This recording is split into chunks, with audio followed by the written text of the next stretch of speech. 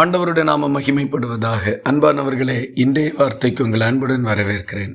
இன்றைய தியானத்துக்காக உபாகமம் 8வது அதிகாரம் 2வது வசனத்தின் பிற்பகுதியை வாசிக்க கேட்போம்.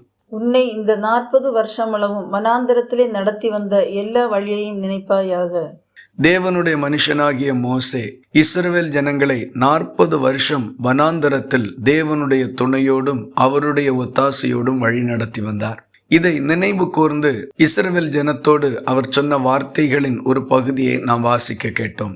இந்த 40 வருஷம் அளவும் உன்னை வனாந்தரத்தில் நடத்தி வந்த எல்லா வழியையும் நினைப்பாயாக. தொடர்ந்து அவர் சொல்லுகின்ற போது, இந்த 40 வருஷமும் உன்மேலிருந்த வஸ்திரம் பழையதாய் போகவும் இல்லை, உன் கால் வீங்கவும் இல்லை என்று. ஆம், அவர்களுக்கு எந்த சேதமும் உண்டாகவில்லை. உண்ண உணவும் உடுக்க உடையும் அவர்களுக்கு ஒவ்வொரு நாளும் தேவனே கொடுத்தார். அவர்கள் சந்தித்த எல்லா பிரச்சனைகளிலும் கர்த்தரே அவர்களுக்கு துணை நின்று சத்துருக்களுக்கு விலக்கி மீட்டார். யுத்தங்களில் ஜெயங்களையும் கொடுத்தார். ஒரு இடத்திலும் ஒரு சூழ்நிலையிலையும் அவர்கள் வெட்கப்பட்டு போகும்படிக்கு தேவன் விட்டு கொடுக்கவில்லை. இதே தேவனாகிய கர்த்தர் தான் நம்மையும் வழிநடத்தி வந்திருக்கிறார். இந்த வருஷத்தின் கடைசி நாளாகிய இன்றைய தினத்திலே நின்று கொண்டு நாமும் இந்த வருஷம் முழுவதும் நம்மை நடத்தி வந்த எல்லா வழிகளையும் நினைத்து கர்த்தருக்கு துதிகளை செலுத்துவோம். தேவன் நம்முடைய பிராணனை அழிவுக்கு விலக்கி மீட்ட சூழ்நிலைகளை நினைத்து பார்ப்போம். ஆபத்துகளும் இன்னல்களும் நம்மை மேற்கொண்டு விடாதபடி கர்த்தர் காத்தார்.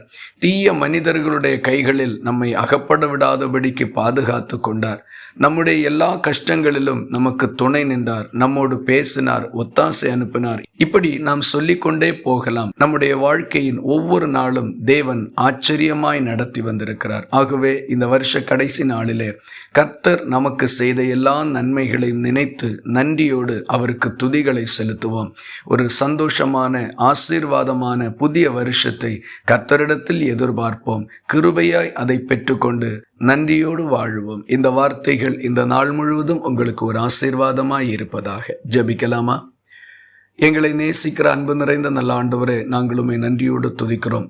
ஆண்டவரே, இந்த வருஷத்தின் துவக்கம் முதல் இந்த கடைசி நாள் வரைக்கும் நீர் எங்களை நடத்தி வந்த எல்லா வழியையும் நினைத்து நாங்கள் உம்மை நன்றியோடு துதிக்கிறோம். நாங்கள் சந்தித்த துன்பங்கள், வியாதிகள், பலவீனங்கள், போராட்டங்கள், நிர்பந்தங்கள், குறைவுகள், இப்படிப்பட்ட எல்லா நெருக்கங்களிலும் எங்களை நடத்தி வந்தீர். தாண்டி வரும்படிக்கு உதவி செய்திருக்கிறேன். ஒரு சந்தோஷமான வருஷத்தை உம்மிடத்தில் எதிர்பார்க்கிறோம். தந்து ஆசீர்வதியும்.